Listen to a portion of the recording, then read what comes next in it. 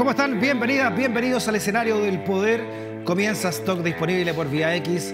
Conversaciones necesarias en este Chile que se escribe día a día. La reflexión en el living ciudadano para ir viendo hacia dónde va el país. Pero bien lo sabes, para ver hacia dónde va el país, antes es necesario, perentorio, conocer el poder de nuestra historia.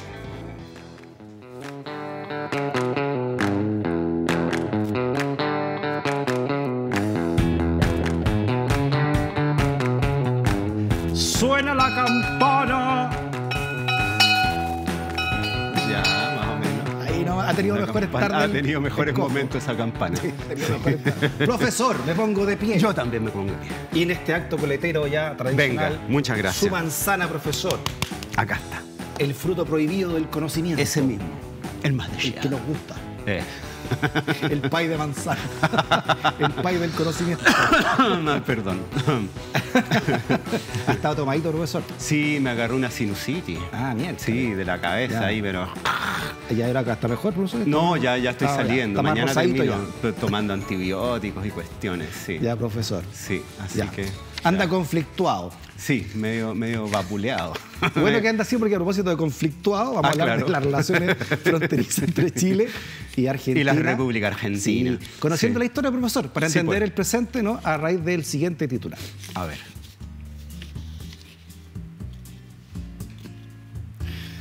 Choque Boric-Milei, dice la tercera, ¿no? El desencuentro que eclipsó los 40 años del Tratado de Paz entre Chile y Argentina. Este lunes se conmemoró en el Vaticano, con la presencia del Papa Francisco, el acuerdo entre ambos países, la inexistencia del canciller argentino, que se originó a raíz de un impasse entre los dos presidentes en el G20, sumó una nueva polémica al historial entre ambas administraciones. Pero claro, sabemos que esta polémica no solamente compete a los dos presidentes actuales, de disímiles maneras de pensar ideológicamente, ¿no? Sino que es un conflicto ya, se podría decir, atávico, ¿no? Que incluso podría nacer antes de incluso de la República Argentina y chilena, ¿no, profesor? Es muy antiguo, sí. Bueno, se remonta evidentemente al inicio de la ocupación europea de estos territorios y a la instalación de algún tipo de frontera, ¿no? Perfecto. Y eso se prolonga hasta la actualidad. Ya, antes Sí. de irnos entonces a remontarnos a la historia, profesor, veamos en qué se está conmemorando, qué son estos 40 años Sí. a raíz de los siguientes titulares, profesor. Miren. A ver. Por ejemplo, este del Mercurio dice: solemne ceremonia en la Santa Sede, firmado el acuerdo de paz, decía el Mercurio, en esta nota que era del viernes, hace 40 años, no sé, no alcanzo a leer ahí hace 40 años justo, ¿no? Dice que en el acto de gran emotividad para las delegaciones chilenas y argentinas, encabezadas por sus respectivos cancilleres, fue presidido por la Secretaría de Estado Vaticano y en fin, ¿no? Todo lo que duró estos 50 minutos. Veámoslo, esta es de Karim, profesor. Uno Ajá. y uno, ¿no? Claro. La misma foto casi y los reportajes de ambos cancilleres en este acuerdo entre Chile y Argentina, que estuvieron a punto, profesora, nosotros éramos niños aquí en esta época, pero estuvieron a punto de agarrarse Chile y Argentina. Sí. A segundos, dicen los historiadores después, hemos sabido por estos diferendos entre la Pictor, la Lennox y la Nueva. Claro, el diferendo del Beagle, que se conoció esa controversia, ¿cierto? Claro, se cumplen 40 años de la firma del Tratado de Paz y Amistad entre Chile y Argentina, el 29 de noviembre de 1984. Que puso fin a esa controversia que casi nos llevó a una guerra. Claro. Y que además permitió de ahí en adelante recuperar una senda de relaciones diplomáticas y de solución negociada de las controversias limítrofes entre Chile y Argentina, que como sabemos compartimos una de las fronteras más extensas, más largas del mundo, ¿no? Sí, la tercera más larga del mundo. Es después impresionante. De la de Estados Unidos y Canadá. Y Canadá y Rusia con Kazajstán, me Claro, parece, ¿no? sí. Sí. Entonces, en ese sentido, una frontera tan extensa, no es raro que surjan conflictos, ¿no?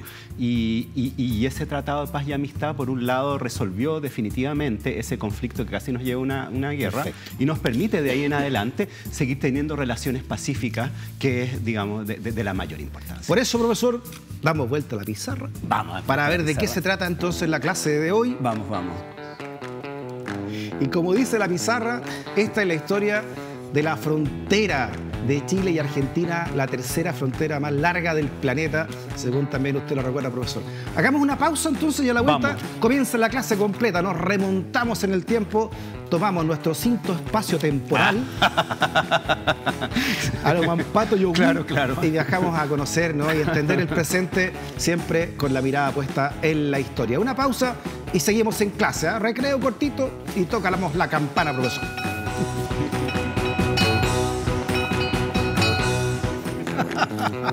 Muy bien, profesor, ahí está ya puesta la clase, ¿no? La historia de la frontera de Chile y Argentina, profesor. Siempre, por supuesto, aquí supervisado con José Miguel Carrera, que nos recuerda la importancia de ser independiente, profesor. El príncipe. Nuestro primer prócer de la patria. Ajá. Después vinieron otros más que sí fueron sumando, por supuesto, a esta causa. Ok. Secundarios. No, salud para todos. Sí. Un saludo al Panteón. Un saludo al Panteón.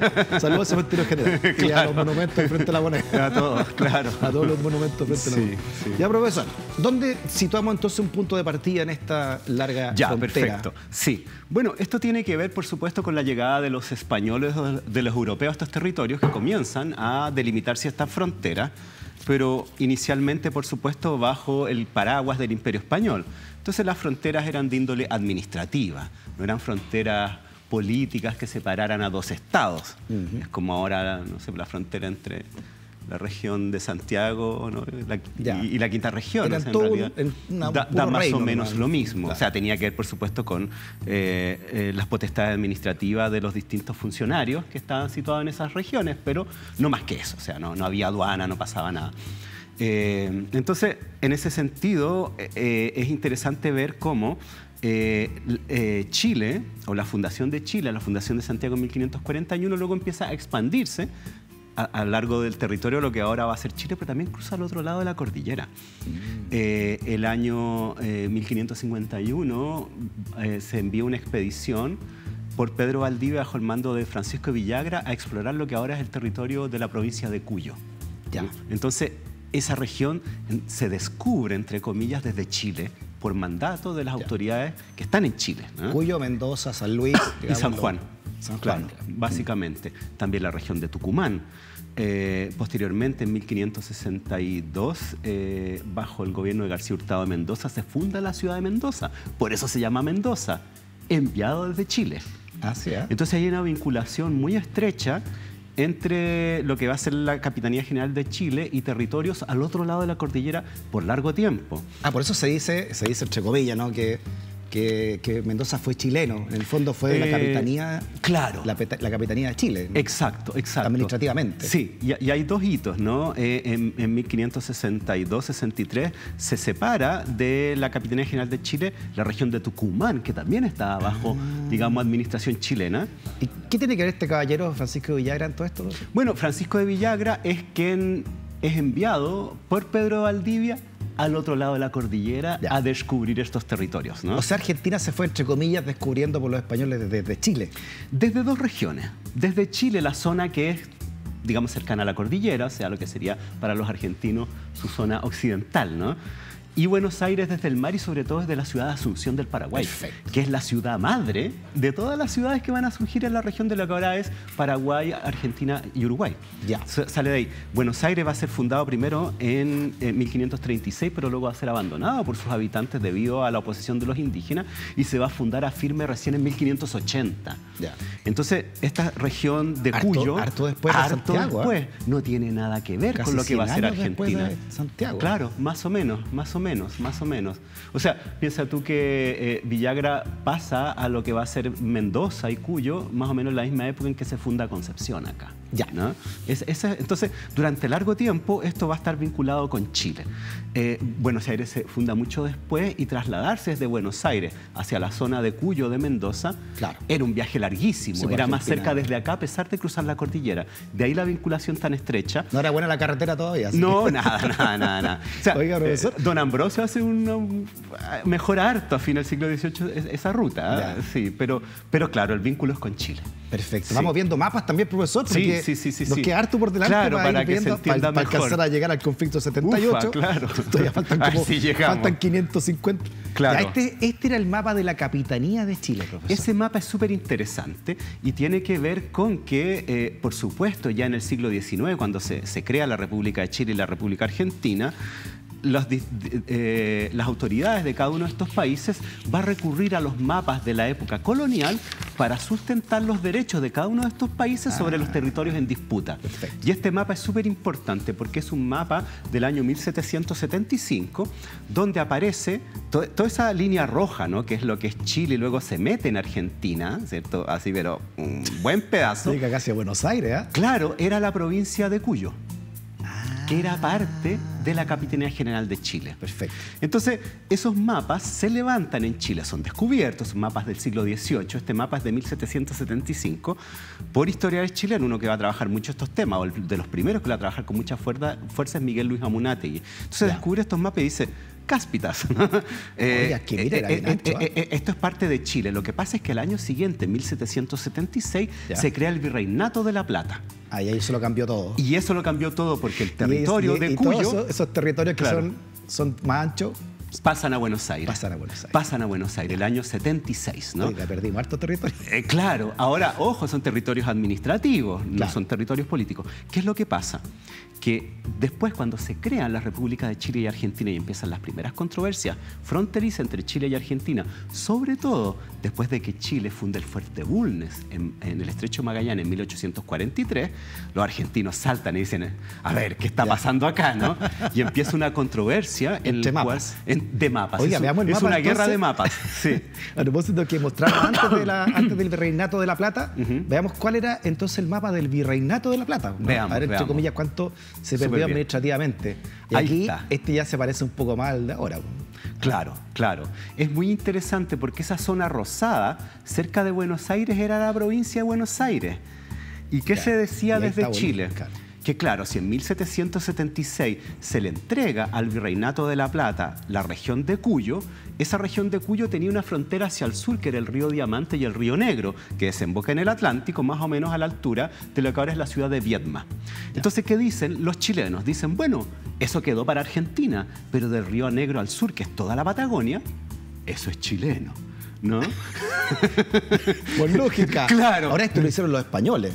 Aquí todavía no existía la República. Claro. Lo que pasa es que cuando empiezan estas controversias a partir de la ocupación de Chile del Estrecho de Magallanes en el año 1843, y los argentinos saltan y dicen, a ver qué está pasando acá, empieza toda esta controversia de mapas y se llega a una negociación en el año 1856, ¿no? Entre Chile y Argentina. Dice, bueno, a ver, ¿cómo vamos a decidir esto de la frontera tan extensa, ¿no? Y llegan a la siguiente determinación: lo que se va a respetar para definir las fronteras comunes va a ser un concepto que se denomina uti possidetis. Ya. En latín, toma lo que es tuyo. Exacto. Y eso significa... El problema es que ¿qué es lo que es tuyo? Claro, porque ¿qué es lo que es tuyo? ¿Qué es lo que es mío y qué es lo que es tuyo? Va a ser lo que determinen las fronteras de la época de la corona española hasta el año 1810, cuando comienza el proceso de independencia. Entonces, vamos a congelar ahí. 1810 va a definir. Pero ahí empiezan las interpretaciones, ¿no? Pero antes de llegar a la República, veamos también, se trató de llegar por los españoles también al sur, a conocer estos territorios, e incluso hubo expediciones religiosas, ¿verdad? Ah, claro, las misiones. ¿Y esas misiones qué importancia tuvieron también para ir generando los mapas que se fueron conformando? Por ejemplo, esta de Nahuel Huapi, esta misión. Sí, eso es súper importante. Tiene que ver con, bueno, la Capitanía General de Chile, porque esto es del siglo XVII-XVIII, ¿no? Ya estaba muy asentada en la zona de Chiloé, ¿no? Hacía mucho tiempo. Entonces, desde Chiloé se empiezan a enviar expediciones marítimas y terrestres a la zona aledaña, ¿no? Que es lo que sería el Chiloé continental, y luego hacia la zona de Nahuel Huapi, que es la actual región argentina de Bariloche, ¿no? El lago Nahuel Huapi, que es un enorme lago. Entonces se envían misiones religiosas, ¿no? Y ahí va a ser muy importante el padre Nicolás Mascardi. Ya. Y estas misiones religiosas tienen varios objetivos. Uno, por supuesto, evangelizar a los indígenas, pero también es reconocer el territorio y mapearlo de manera de ejercer soberanía. Ese es el Nahuel Huapi, profesor, el lago del Nahuel, del Puma, ¿no? Es un lago bellísimo, ¿no? Bellísimo, con una isla central, la isla de los Arrayanes, que es preciosa. Bueno, es una zona muy bella, muy importante. Entonces, como estas incursiones parten de lo que era el territorio de la Capitanía General de Chile y se instalan misiones que van a permanecer un buen tiempo entre el siglo XVII y siglo XVIII, luego van a ser destruidas por los indígenas y se van a enviar nuevas órdenes desde la corona para ser reconstruidas, se levanta la idea de que esa región corresponde a soberanía chilena, ¿no? Ya. Entonces, esas son muchas de las controversias que van a surgir a partir de la creación de las respectivas repúblicas. Oiga, profesor, además no es casualidad que se llame Nahuel Huapi, un mapudungún, porque lo que era el Gualmapu, otro punto de encuentro, ¿no? Estaba a los dos lados de la cordillera, el territorio Gualmapu del pueblo mapuche. Claro, el denominado Puelmapu, que es al otro lado de la cordillera, que tiene que ver con la expansión mapuche a partir del siglo XVII, desde el lado hacia, digamos, la vertiente oriental de la cordillera de los Andes, y una espectacular invasión de las Pampas, ¿no? Donde los mapuches van a, digamos, mapuchizar a los indígenas de las Pampas argentinas y van a llegar con sus malones hasta la frontera de Buenos Aires. Entonces, claro, ahí hay otro elemento muy importante que finalmente se va a resolver por la fuerza a través de, como sabemos, la denominada pacificación de la Araucanía por el lado chileno y de la denominada campaña del desierto por el lado argentino, eso ya mucho más adelante, a finales del siglo XIX. Mire, profesor, este vitral está en la Catedral de Bariloche, es el martirio de Mascardi. Ah, claro, ¿Le fue mal a este caballero? Él es asesinado por los indígenas de la zona. Y ahí lo están martirizando, pero Sí, de verdad. sí. ¿Estos eran Sí, jesuitas? Eran misioneros religiosos, ¿no? Jesuitas, entonces también... Creo que eran jesuitas, sí. Bueno, los jesuitas fueron muy activos en la evangelización, en las misiones y también en la exploración geográfica. Sí. Y de aquí, profesor, entonces nos pasamos a lo que usted decía, ya la República y la importancia, por ejemplo, del Fuerte Bulnes. Sí. ¿En qué consistió, ¿no? la puesta ahí después de ese enclave? Claro.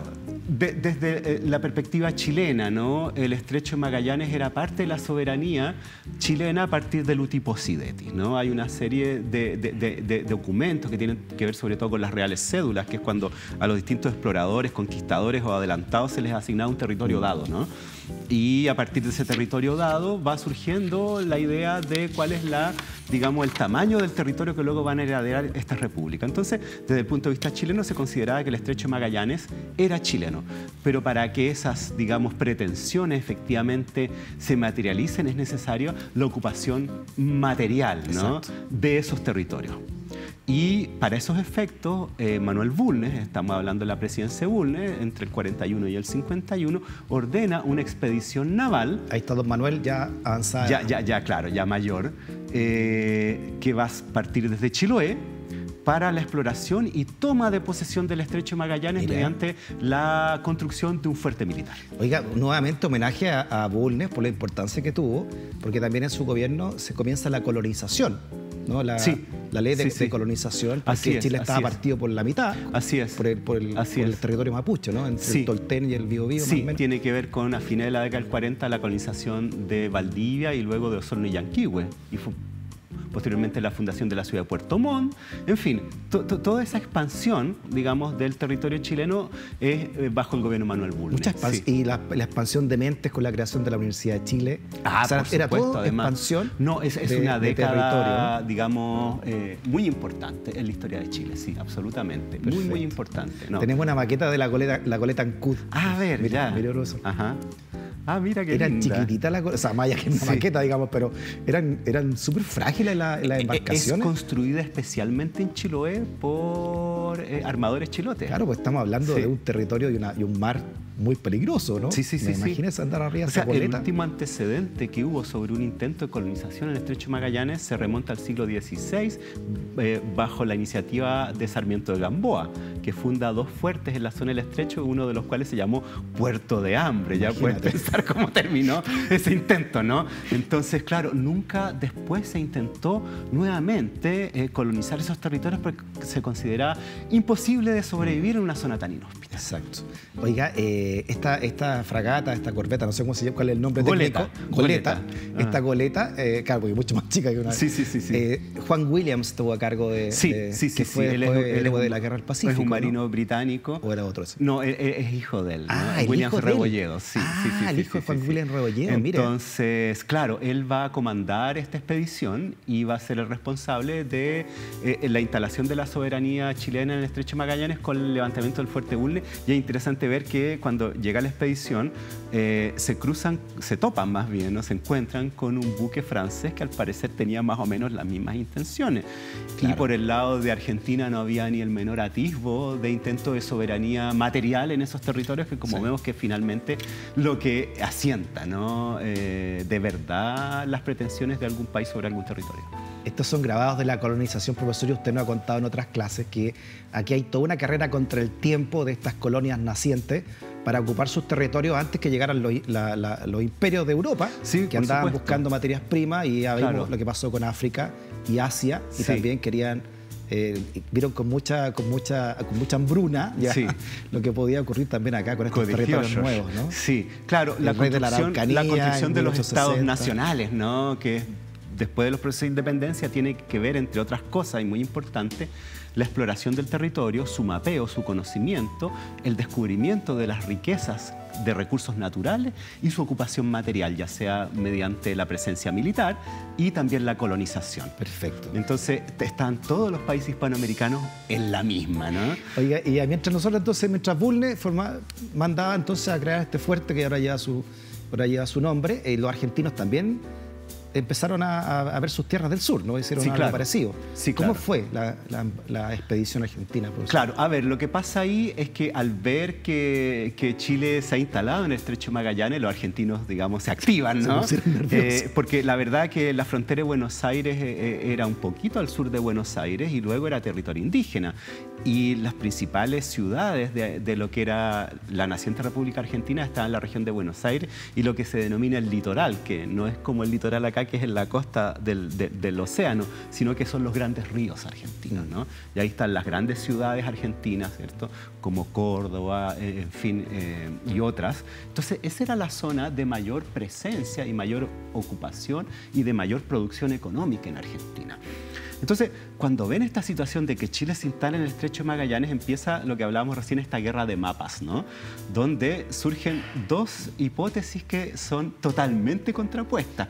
Y esto nos hace ver un poco las miradas también nacionalistas y en cierto modo chauvinistas de los distintos países, sus gobiernos y posteriormente sus poblaciones, sobre cuál es la frontera, ¿no?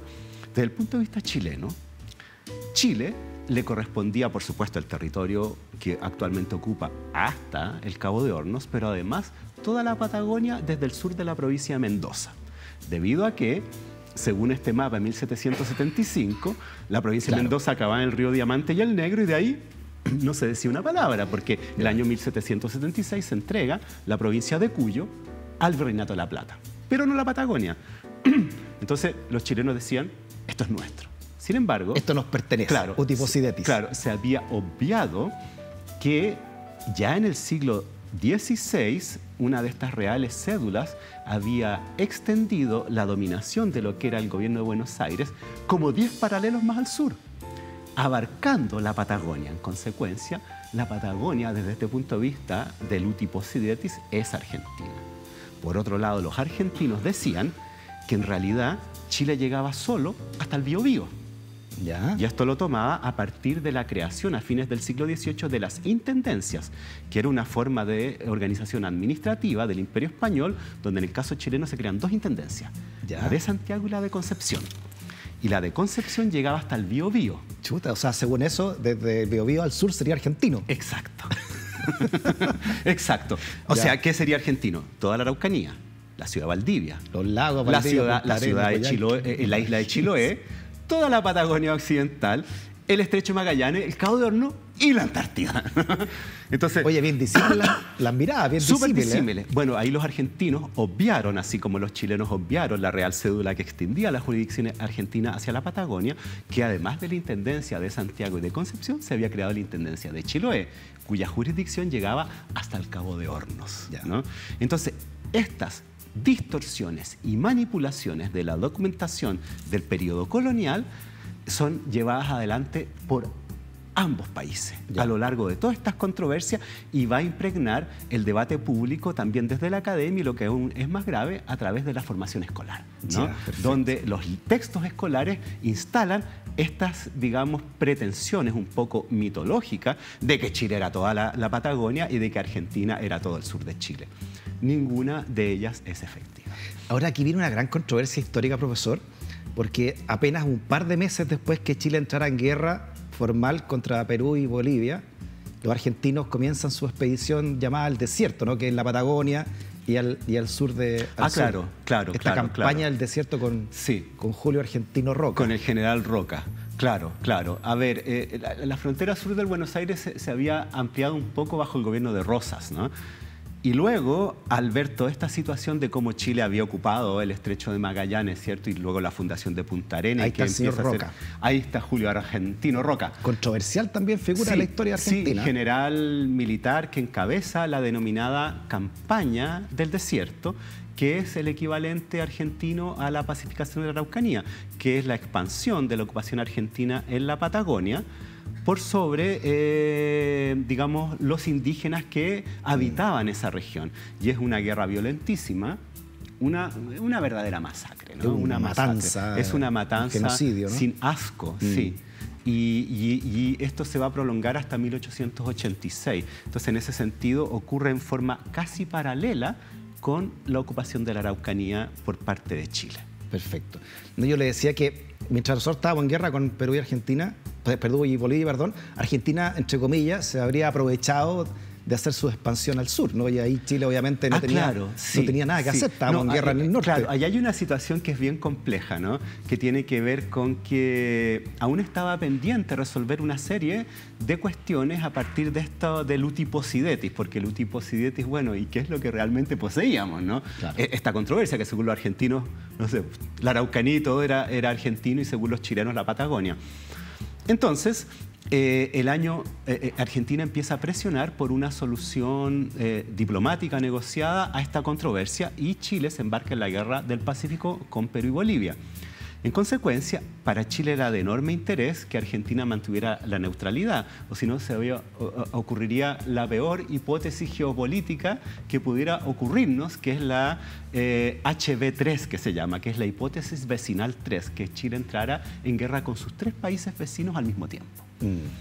Debido a esto... Y en dos situaciones geográficas completamente bipolares, ¿no? Muy distantes. En el norte y en el sur. Claro. Entonces, el año 1881, ojo, el 12 y el 16 de enero ocurren las batallas de Chorrillos y Miraflores y la ocupación chilena a Lima. O sea, en 1881 ya la guerra del Pacífico está ganada en sus, digamos, partes más importantes. A partir de eso se negocia con Argentina. Y se llega a un acuerdo del año 1881 que define lo siguiente, que la frontera entre Chile y Argentina se va a delimitar por las más altas cumbres y la separación de las aguas. Y eso se firma el año 1881. En consecuencia... Ese es Divortium Aquarium, ¿no? El tratado en latín. Sí, eso es. Mira.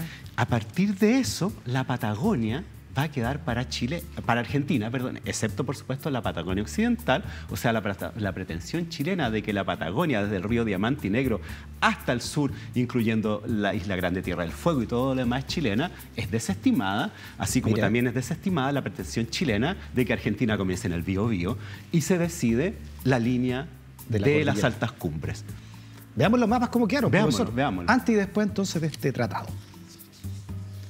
Mire, profesor, a la izquierda, antes del tratado, claro, Chile era más gordito. O sea, esa es la pretensión chilena, ¿no? Claro. Esa es la frontera del río Negro, esa desembocadura donde dice Chile muy grande y que llega al Atlántico. ¿Ya? Ese es el río Negro, ¿no? Se veía bien Chile así, ¿eh? No, incluso acá es aún más ambicioso porque incluye Cuyo, ¿no? Este mapa se pasó de rosca, ¿no? Y si uno viera la pretensión chilena, se mete a Chile más o menos a la altura, un poco del río Negro, que es más o menos a la altura de Temuco, ¿no? ¿Pueden agrandar un poco el mapa? O sea, para verlo más, por favor, para verlo más de lejos. Para ver cómo queda el norte también, profesora. A ver, el norte aquí ya habían anexado ya los territorios del norte después de la Guerra del Pacífico. O sea, este mapa, claro, tiene que ver con... Eso se va a negociar con posterioridad, ¿no? Hay un tratado con Bolivia, está el tratado de Ancón con Perú, luego finalmente el tratado de Lima, entonces eso va a tomar tiempo. Pero claro, lo que se decide en este tratado de 1881 y luego uno complementario en 1893, porque el problema de las altas cumbres es la zona austral, donde ya las altas cumbres no corren con la misma nitidez que en la zona centro-norte, ¿no? ¿Usted está de acuerdo con algunos historiadores que dicen que Chile entregó los territorios del sur porque se consideraban que valían poco, que no tenían... Era un desierto, era un... Bueno, es el gran reproche que se le hace a Diego Barros Arana, ¿no? Que va a ser uno de los peritos encargados de la negociación con Argentina que va a desembocar en el Tratado de 1881. Y claro, efectivamente Chile estaba más interesado en la conquista de la región salitrera de Antofagasta y Tarapacá que la Patagonia, que en esa época se consideraba un desierto sin valor, ¿no? Entonces, en ese sentido, es más importante mantener la neutralidad argentina que la soberanía sobre esos territorios. Y por otro lado, como venimos conversando, esa soberanía tampoco era tan seguro de que así fuera. Porque así como Chile pretendía la Patagonia, Argentina pretendía el sur de Chile, ¿no? Exacto. Y este tratado de 1881, en ese sentido, salomónico, ¿no? Divide por la mitad. Y se agrega luego el 93, para tener más detalle, el concepto de, digamos, la tesis bioceánica, en el sentido de que todo lo que sea a costa del Pacífico es para Chile y todo lo que sea a costa del Atlántico es Argentina, para ver el tema de la frontera austral, que es más compleja. Y luego, el año 1902, se llega a los denominados Pactos de Mayo, que es un agregado a estos dos anteriores, pero que no tiene que ver con la delimitación, sino que con cómo se resuelven los conflictos. Ya. Antes de entrar a ese pacto, profesor, teníamos entonces este 1981, o sea, 1881, y hay que entender que se tuvo que llegar también a este acuerdo de agenda con Argentina, porque seguíamos con la espada de Damocles en el norte. O sea, si Argentina se metía, eso podía envalentonar aún más a los peruanos que estaban casi vencidos, pero seguían peleando en la sierra, en fin. Y los bolivianos se pueden haber reagrupado, ¿no? Claro, sí. La guerra estaba latente, a eso me refiero. No, por supuesto. O sea, están, digamos, los antecedentes, podríamos decir, históricos, la documentación, los mapas, pero evidentemente estas son negociaciones políticas, ¿no? Claro. Y Argentina en ese sentido esperó la oportunidad, me imagino, también, ¿no?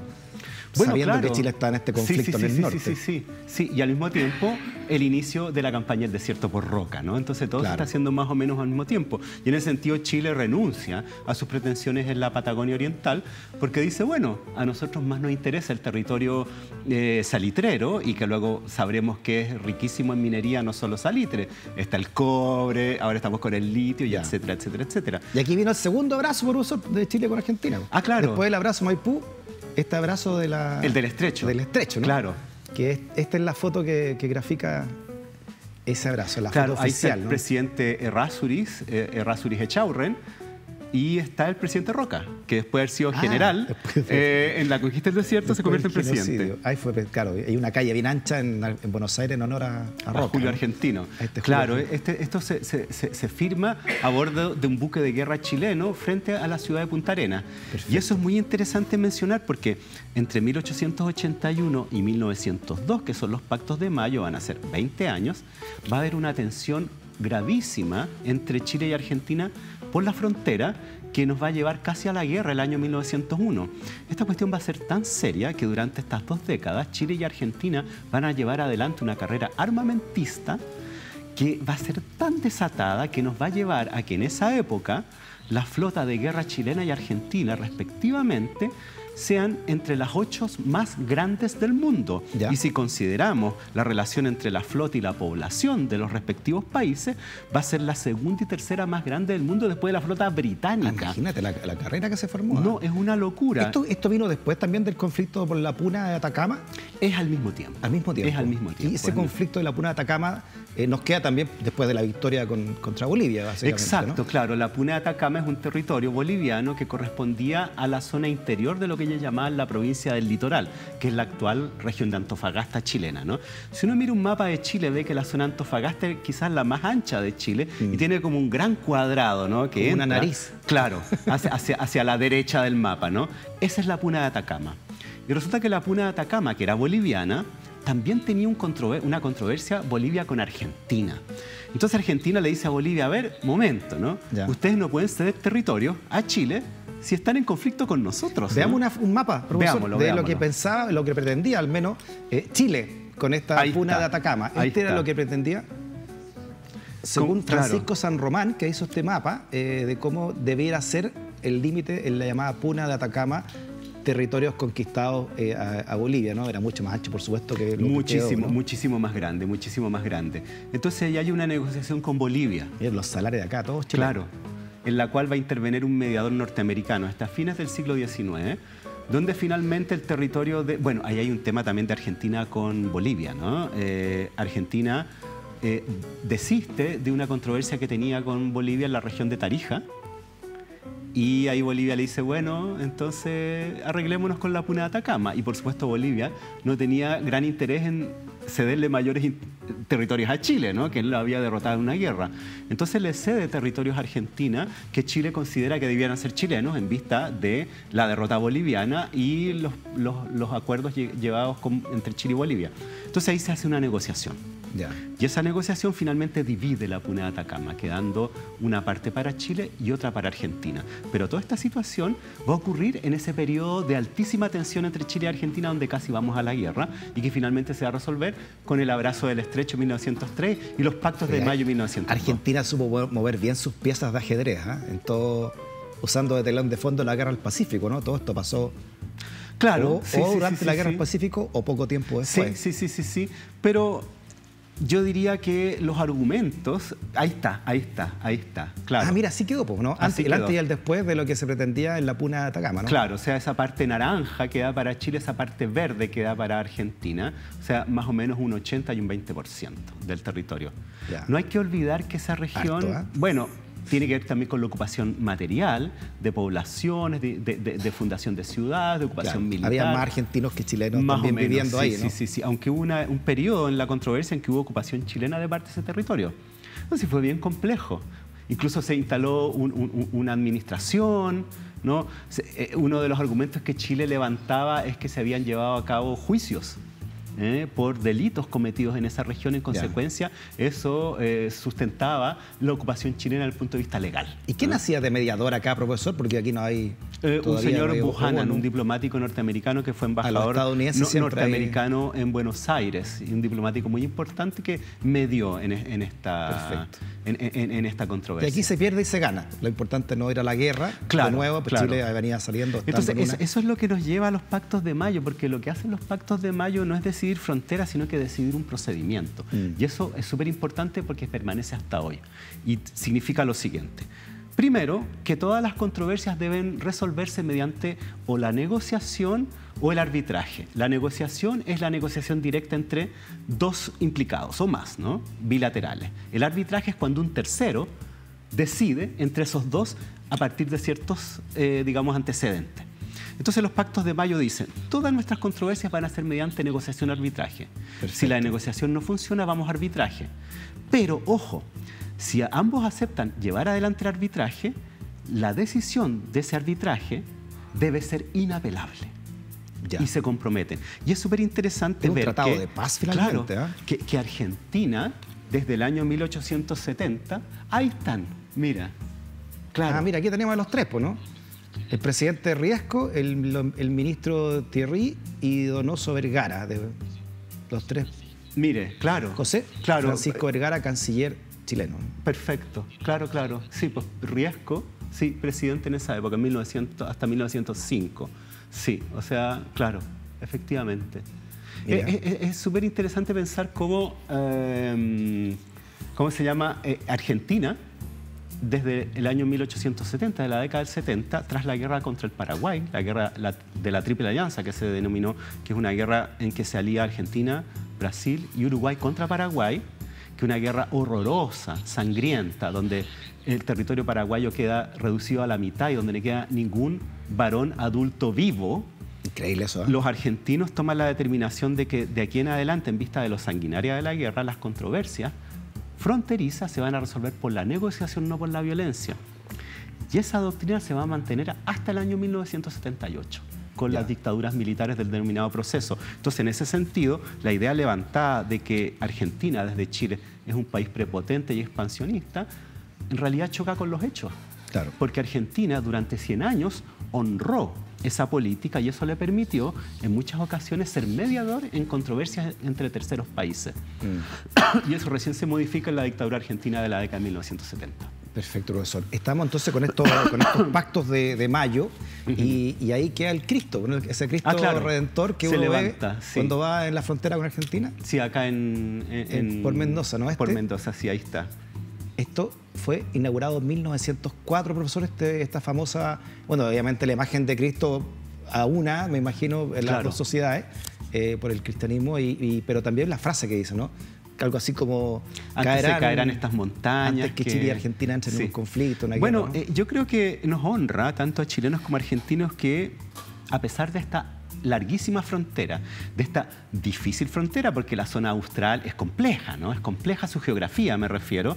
Jamás hemos tenido un conflicto militar, a pesar de todas las tensiones. Entonces, en ese sentido, yo diría que esta idea de la hermandad chileno-argentina, que a veces, digamos, un poco se manosea, más allá de eso, efectivamente ha habido unas excelentes relaciones entre Chile y Argentina y jamás hemos desembocado en un conflicto bélico. Sí, profesor, porque pese al desorden, imagínense que fue un poco lo que pasó en África, cuando los imperialismos se empezaron a retirar y dijeron ya, usted arréglensela, ¿no? Y inventaron fronteras antes de irse. Porque las fronteras de África son puras líneas rectas, ¿no? Claro. Y adentro de eso les da lo mismo a los europeos. Quien vive, ¿no? Sí. Entonces ya vean ustedes lo que hacen. Con España pasó lo mismo, ¿no? Ellos hicieron, como usted dice, fronteras administrativas, pero una vez que ellos se van y dicen ya... Bueno, vean ustedes, ¿no? Vean lo que hacen. Cómo lo hacen, claro. Por eso hubo tantas guerras también a lo largo de Latinoamérica. Sí, porque eran fronteras, ¿no? Conflictos medias ¿no? indeterminadas. Generalmente las fronteras entre estos territorios tenían que ver con zonas deshabitadas, ¿no? Pensemos en la frontera norte de Chile, que era el despoblado de Atacama. Entonces viene toda esta controversia que, digamos, desemboca en la Guerra del Pacífico, en la frontera chileno-boliviana, en relación a donde estaban los diversos paralelos, ¿no? Y hubo una serie de acuerdos, negociaciones, hasta que finalmente, bueno, termina la guerra también por intereses económicos y geopolíticos. Pero esas fronteras eran bastante laxas. Entonces eso va a generar muchos conflictos a nivel continental cuando los estados nacionales hispanoamericanos efectivamente se van conformando y se van expandiendo hasta esta frontera y van ocupando esos territorios van chocando, ¿no? Ya. Sin embargo, profesor, después de este Cristo Redentor en 1904, hubo conflictos también importantes. Sí. Antes de llegar, capaz que tengamos que hacer una segunda clase con el 78, profesor. Vamos al Beagle, sí, ya nos está pillando todavía el tiempo. nos queda varios conflictos más que ocurrieron, ¿no? Y la muerte del teniente Merino, por ejemplo. Ah, claro, sí. ¿no? De Carabineros. Sí, eso es la década del 60, 1965. Sí. Eso es la zona de Laguna del Desierto, que luego va a ser objeto de una negociación bajo el gobierno de don Patricio Aylwin, ya en la década de los 90, ¿no? Y de ahí en adelante. Claro, precisamente porque, como usted lo explicó, en las más altas cumbres donde vivían las aguas, pero de repente no habían altas cumbres. Claro, o a veces el curso de las aguas era caprichoso. Claro, porque a veces no había... O incluso a veces algunos pícaros lo modificaban, ¿no? Claro. Entonces, claro, era complejo. Por eso era tan importante que además de las determinaciones geográfico-técnicas, hubiera un sistema de resolución de controversias porque siempre las iban a haber. Y esos fueron los pactos de mayo, ¿no? Perfecto. Y eso es lo que se ha intentado aplicar durante todo este tiempo y es lo que va a entrar en conflicto para el Beagle. Le propongo, profesor, entonces que la próxima clase analicemos el siglo XX, las relaciones de Argentina, porque también hay que ver los mapas que están haciendo los argentinos sobre la Antártida, ¿no? Que es otro punto importante e interesante. Que tiene que ver con la proyección geográfica a partir del Beagle. Exacto, que es prácticamente la misma que la chilena. No, eso es muy complejo. Son iguales, ¿no? Y otro elemento interesante que tiene que ver cómo afectan las negociaciones las políticas internas de los respectivos países. Y que en este caso vemos esta controversia que ha habido entre el presidente Milei y el presidente Boric, donde el canciller argentino no participa en la conmemoración de los 40 años de la firma del Tratado de Paz y Amistad, cuestión que a mí me parece sumamente lamentable porque ese hito es fundamental, claro, ¿no? Para nuestras relaciones internacionales. Estado, no es de gobierno. Exacto. ¿no? Entonces, si nosotros revisamos el conflicto del Beagle, vamos a ver que muchas de las motivaciones de la agudización de ese conflicto tiene que ver con las dictaduras militares argentinas desde el 76 al 82 y sus sus intereses políticos internos. Encima el Papa argentino.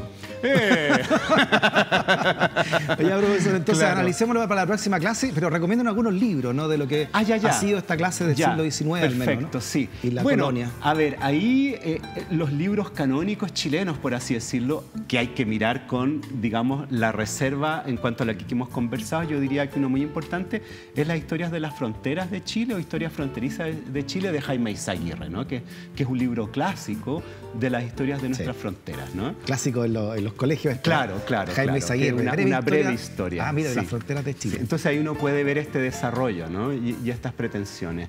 Está también la obra de Miguel Luis Amunátegui. ¿A usted le gusta ver mapas, profesor? Me fascina. Es fascinante ver mapas. Amo la cartografía, me encanta. También me gusta mucho. Que son preciosos.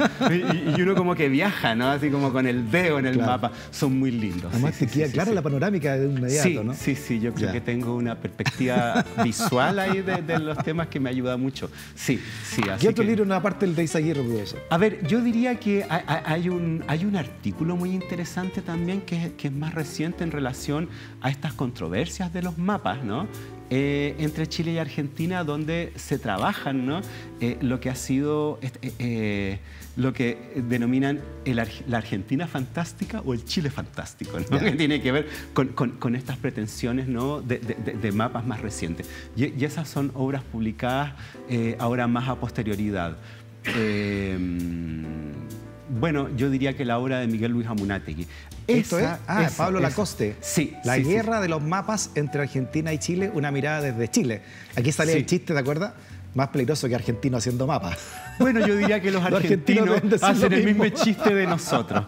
Claro. Entonces, estos trabajos son muy interesantes porque hacen una mirada, digamos, tomando cierta distancia y viendo cómo la construcción de estos relatos, el rescate de cierta documentación y el ocultamiento de otras, y sobre todo la instalación de estos mapas en la formación escolar, en los textos escolares, va creando estas mentalidades chauvinistas, nacionalistas, en las cuales siempre aparece la idea de que el otro es agresivo, de que el otro es expansionista y que ha logrado esos avances debido a la ineficiencia y la flojera de las autoridades propias, ¿no?